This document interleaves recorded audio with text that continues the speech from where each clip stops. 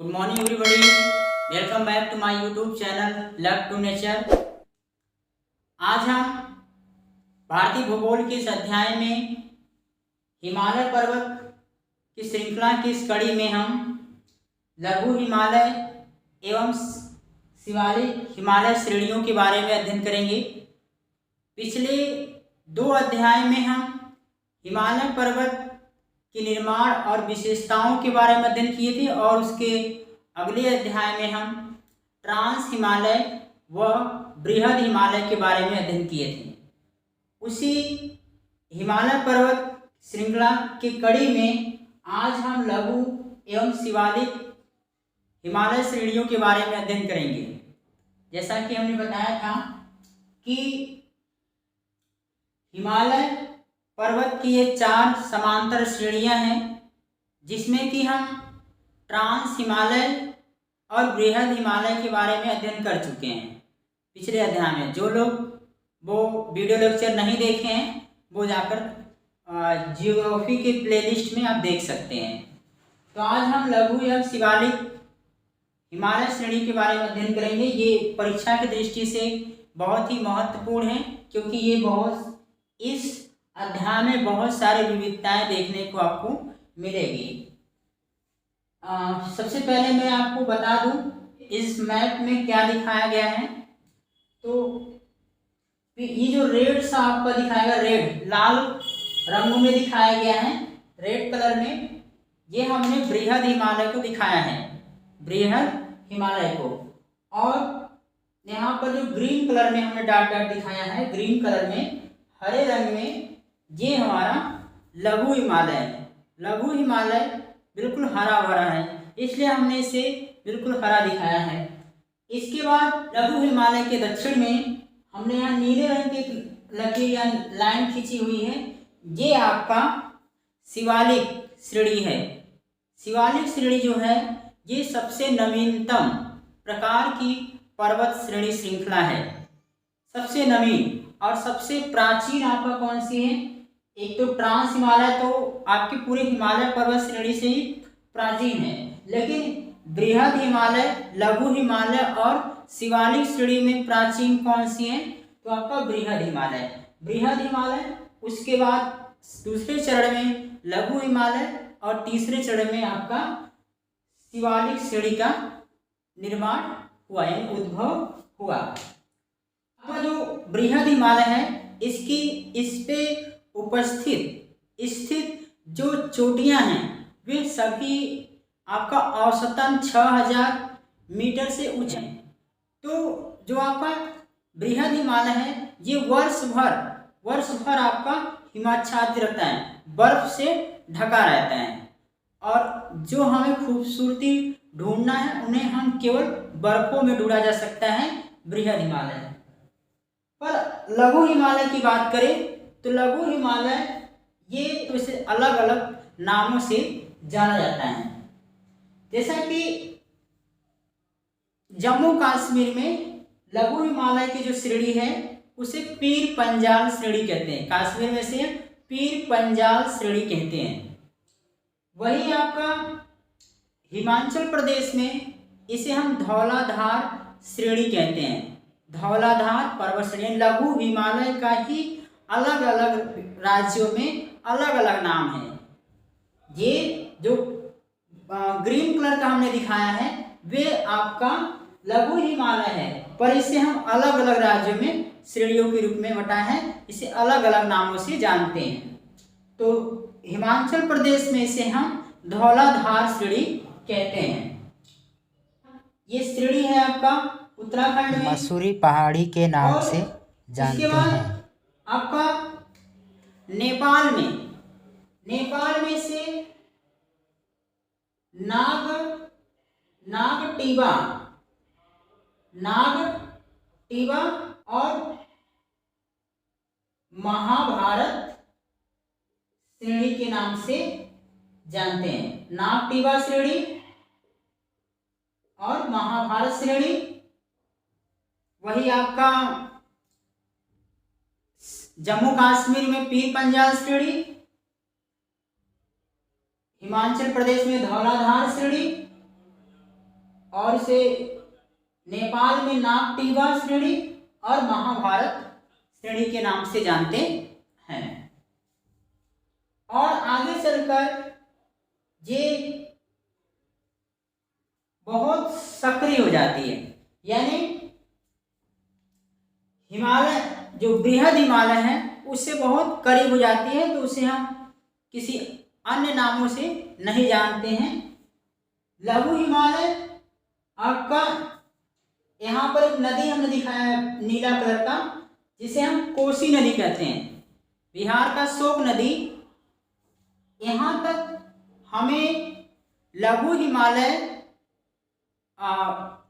अलग रूप में यानी बृहद हिमालय से अलग दिखाई देती है। आगे चलकर बृहद हिमालय और लघु हिमालय इतने करीब हो जाते हैं कि हम उसे अलग डिवाइड नहीं कर पाते। अब हम एक एक श्रेणियों के बारे में बातचीत करेंगे। तो पीर पंजाल श्रेणी, पीर पंजाल जम्मू कश्मीर में स्थित पीर पंजाल श्रेणी में स्थित है आपका बनिहाल दर्रा। यहाँ पर हमने एक दर्रा दिखाया है जिसका नाम है बनिहाल दर्रा, बनिहाल दर्रा।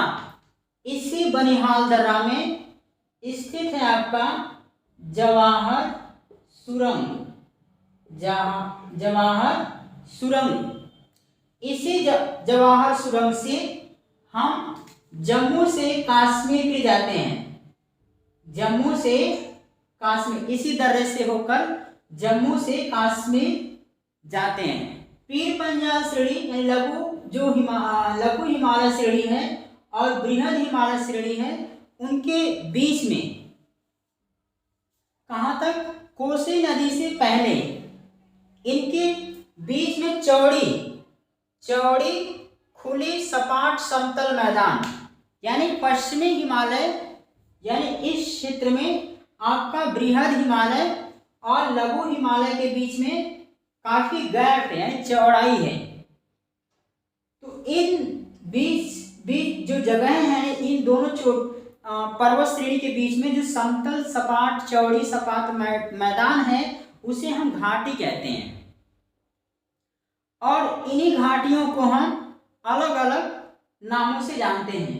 जैसे जम्मू कश्मीर में इसे हम कश्मीर घाटी कहते हैं, कश्मीर घाटी कहते हैं। और कश्मीर घाटी में ही स्थित है आपका श्रीनगर। जम्मू से श्रीनगर को जाने वाला जम्मू श्रीनगर सड़क मार्ग इसी बनिहाल दर्रे से होकर जाता है। और इस यहाँ पर अब जो हमने यहाँ पर काला रंगों से हम स्पॉट से दिखाया है, ये है आपका कश्मीर घाटी। और कश्मीर घाटी में ही स्थित है आपका श्रीनगर, बुलंद झील और डल झील।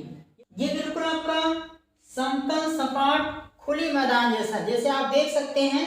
ये आपका लघु हिमालय श्रेणी है और बृहद हिमालय श्रेणी, इन दोनों के बीच में एक खुली और समतल सपाट मैदान पाया जाता है। इन्हें हम क्या कहते हैं, घाटी कहते हैं। जम्मू कश्मीर में से हम कश्मीर घाटी कहते हैं।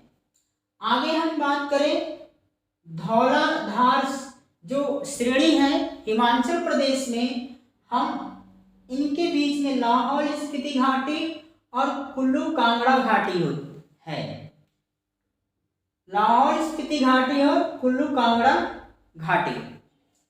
और आगे बढ़ने पर हिमालय यानी बृहद हिमालय और लघु हिमालय के बीच में नेपाल में काठमांडू घाटी है, काठमांडू घाटी है।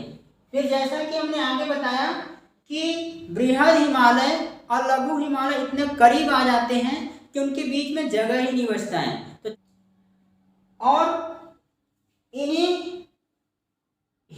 जो आपका लघु हिमालय है, लघु हिमालय के जो ढालों पर, यानी हमने ये बताया कि बृहद हिमालय वर्ष भर हिमाच्छादित रहता है, पर लघु हिमालय जब ग्रीष्म ऋतु काल तापमान बढ़ने पर गर्मी से बर्फ क्या होता है, पिघलने लगता है।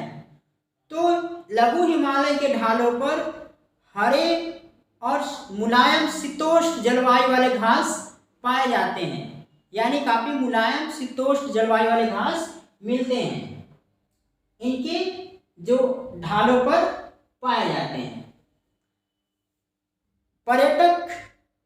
पर्यटक स्थल भी लघु हिमालय और बृहद हिमालय के बीच में जो चौड़ी सपाट घाटियां हैं, उनके बीच में बहुत सारे पर्यटक स्थल हैं। उन्हीं पर्यटक स्थल को देखने के लिए पर्यटक जाते हैं। जैसे हिमाचल प्रदेश में शिमला, मनाली और डलहौजी पर्यटक स्थल है। ये श्वासवर्धक पर्यटक स्थल है, यानी वहाँ पर बिल्कुल मनोरम और प्राकृतिक दृश्य देखने को मिलता है, जिससे हमारा मन अति प्रसन्न होता है। आगे इन दोनों के बीच में लघु हिमालय और बृहद हिमालय, यानी उत्तराखंड में मसूरी, रानीखेत, नैनीताल और विंडसर जैसे पर्यटक स्थल वहाँ पर हैं, जहाँ पर हम गर्मियों की छुट्टियों में वहाँ पर घूमने जाते हैं। और बर्फ जब पिघलता है तो हमें वहाँ पर बहुत खूबसूरत फूलों की घाटी और रंग बिरंगे फूल पौधे, प्राकृतिक दृश्य देखने को मिलती है, जो हमारे आंखों के लिए काफी मनोरम और खूबसूरत दृश्य होता है।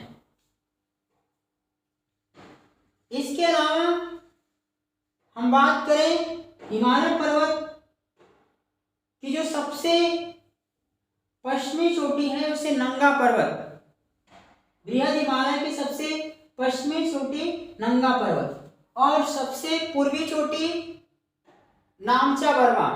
यहाँ पर बहुत गहरी घाटी, जिसे हम गार्ज कहते हैं, गार्ज, जैसे हम देख सकते हैं कि जब नदियां, यानी यहाँ से आपका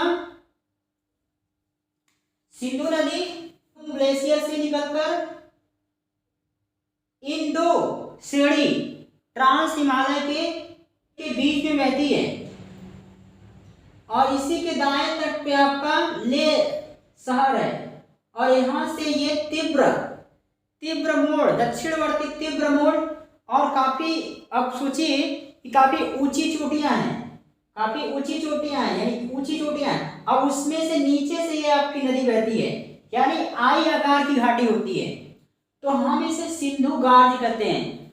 और उसी तरह से आपका पूरब में इसे हम दिहांग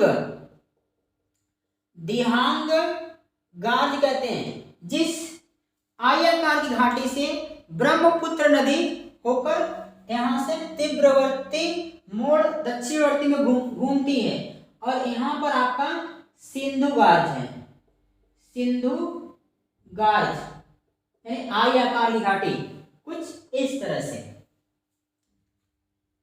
अब जो कश्मीर घाटी में हरी मुलायम हिमालय, जो लघु हिमालय पर पाया जाने वाली जो शीतोष्ण जलवायु वाली मुलायम हरी घास है, उसे हम गुलमर्ग और सोनमर्ग नाम से जानते हैं कश्मीर में। वही आपका उत्तराखंड में बुग्याल या पयाल नाम से जानते हैं,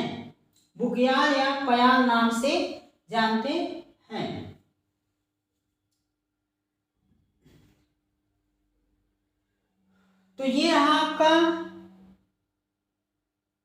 अलग अलग लघु हिमालय श्रेणियों के बारे में अध्ययन किए। अब हम बात करेंगे लघु हिमालय के दक्षिण में स्थित आपका शिवालिक हिमालय श्रेणी। इसकी जो चोटियां हैं, इसकी चोटियां करीब 900 से लेकर 1100 900 से लेकर 1100 मीटर तक इसकी ऊंचाई है। वही आपका लघु हिमालय पर जो अधिकतम चोटियां हैं वो 3700 मीटर से लेकर 4500 मीटर तक ऊंचाई है और शिवालिक श्रेणी 900 से लेकर 1100 मीटर तक इसकी ऊंचाई है। और जो लघु हिमालय है उसकी औसतन जो चौड़ाई है करीब 60 किलोमीटर से लेकर 80 किलोमीटर तक चौड़ाई है। वही आपका शिवालिक श्रेणी की जो चौड़ाई है करीब 10 किलोमीटर से लेकर 50 किलोमीटर के रेंज में औसतन चौड़ाई है। और हमने बृहद हिमालय के बारे में बताया था कि इसकी लंबाई 2500 किलोमीटर है और इसकी इस पे स्थित जो चोटियां हैं वो औसतन 6000 मीटर से ऊंची हैं और इसकी चौड़ाई पश्चिम में ज़्यादा है और पूरब में कम है। पश्चिम में ये 400 किलोमीटर तक चौड़ाई है। वही आपका अरुणाचल प्रदेश में आपका 150 किलोमीटर चौड़ाई रह जाती है। कुल मिलाकर इसकी औसतन चौड़ाई बृहद हिमालय की 240 किलोमीटर होती है। और शिवालिक जो श्रेणी है वो इन तीनों श्रेणियों में सबसे बाहतम है, इसलिए से हम शिवालिक श्रेणी को वाह हिमालय के नाम से भी जानते हैं। वही बृहद हिमालय को हम आंतरिक हिमालय कहते हैं। जैसे आप समझ सकते हैं यदि हम एक वृत्त खींच लें सबसे अंदर जो होगा उसे हम आंतरिक हिमालय और उससे जो बीच में होगा उसे मध्य और जो सबसे बाहर है उसे से बाह्य। तो इसी तरह समझिए अर्धवृत्त का आकार का है तो सबसे ऊपर जो अंदर की तरफ है उसे हम आंतरिक हिमालय और बीच वाले को लघु हिमालय और जो ब्लू कलर से दिखाया है इसे हम वाह हिमालय शिवालिक श्रेणी कहते हैं। तो जो शिवालिक श्रेणी है ये सबसे बाहरी है। शिवालिक श्रेणी के दक्षिण में जब यहाँ से नदियाँ निकलती हैं तो बड़े बड़े पत्थरों का शिलालेख चट्टान नदियों तीव्र वेग से निकलती हैं तो अपने साथ बड़ी बड़ी चट्टान अपने शिवालिक श्रेणी के गिरिपाद में पाए जाते हैं जिसे हम भाभर क्षेत्र कहते हैं। इसके किनारों पर भाभर क्षेत्र पाए जाते हैं। यहाँ से लेकर आपका तीस्ता नदी तक भाभर क्षेत्र, इसकी चौड़ाई करीब 8 किलोमीटर से लेकर 16 किलोमीटर इसकी चौड़ाई है भाभर क्षेत्र की।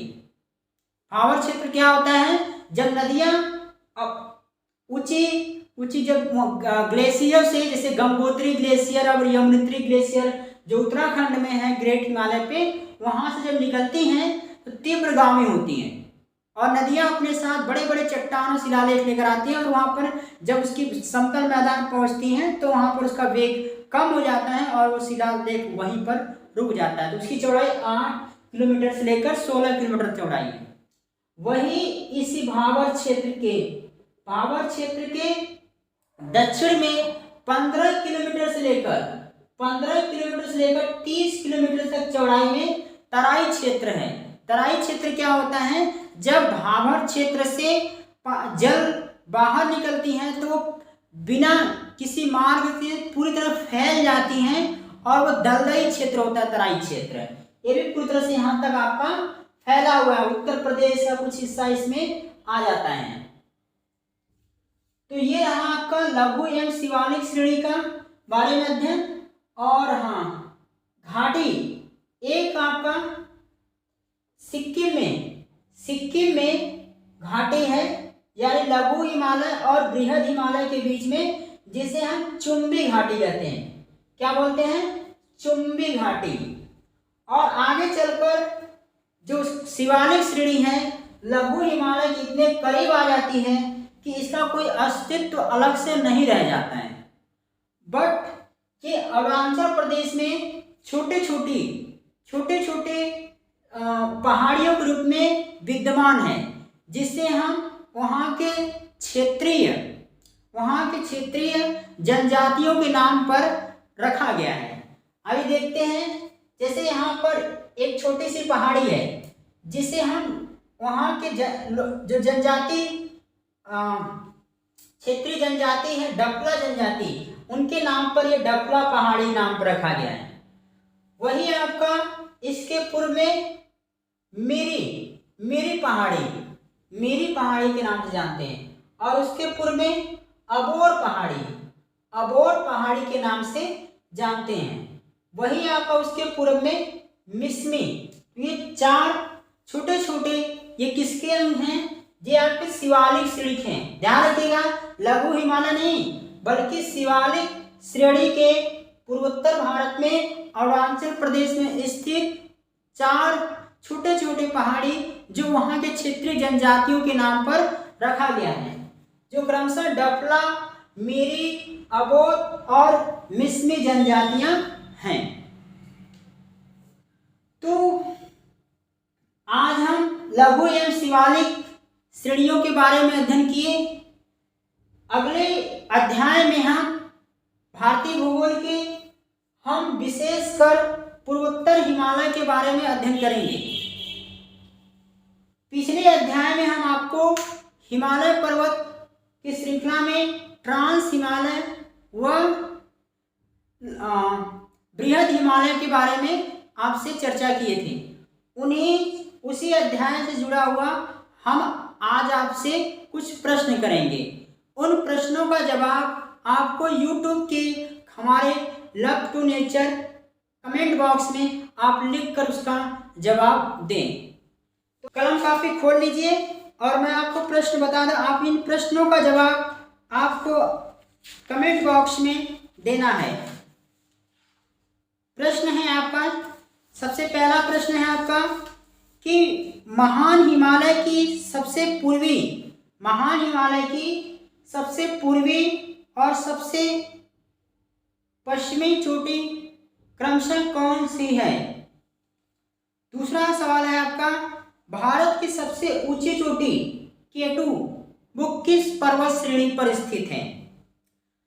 तीसरा सवाल है आपका, राकापोशी शिखर किस पर्वत श्रेणी पर स्थित है? राकापोशी शिखर किस पर्वत श्रेणी पर स्थित है? सियाचिन, विस्पर, बाल्टोरो, बियाफो और चोकोलुंगमा और ससाइनी, ये प्रमुख कुछ ग्लेशियर हैं, ये किस पर्वत श्रेणी पर स्थित है? अगला सवाल है आपका पांचवा, हिमालय की सबसे ऊंची चोटी कौन सी है? हिमालय की सबसे ऊंची चोटी कौन सी है और किस देश में है? अगला क्वेश्चन नंबर 6, भारत में स्थित हिमालय की सबसे ऊंची चोटी कंचनजंगा भारत के किस राज्य में है? भारत के किस राज्य में? अगला क्वेश्चन है आपका 7वां, श्योक नदी किसकी सहायक नदी है? श्योक नदी किसकी सहायक नदी है? अगला सवाल है आपका, सिंधु नदी किन 2 श्रेणियों के बीच में बहती है? सिंधु नदी किन 2 श्रेणियों के बीच में बहती है? अगला सवाल है, लेह शहर सिंधु नदी के किस तट पर बसा है? 10वां सवाल आपका, नंदा देवी व त्रिशूल चोटी भारत के किस राज्य में स्थित है? नंदा देवी व त्रिशूल चोटी जो ग्रेट हिमालय पर स्थित है वो भारत के किस राज्य में स्थित है? 11वां सवाल है, महान हिमालय का पूर्वी और पश्चिमी विस्तार कितनी लंबाई इसकी? पूर्व से लेकर पश्चिम तक इसकी कितनी लंबाई है? अगला सवाल है कि मणिपुर पहाड़ी को और किस नाम से जानते हैं? अब 12वां क्वेश्चन है कि मणिपुर पहाड़ी को और किस नाम से जानते हैं? लास्ट क्वेश्चन है आपका 12वां कि महान हिमालय का जो म्यांमार में विस्तार है उसे किस नाम से जानते हैं? हिमालय पर्वत का जो पूर्वोत्तर भारत में दक्षिणवर्ती मोड़ है, जो म्यांमार में स्थित पर्वत श्रृंखला है, उसे किस नाम से जानते हैं? तो ये आपका रहे सवाल। आप इन सवाल का जवाब YouTube के कमेंट बॉक्स में दें। इस प्रश्न का जवाब बेसब्री से इंतजार रहेगा। हम फिर इन सवालों का जवाब अगले वीडियो लेक्चर में देंगे और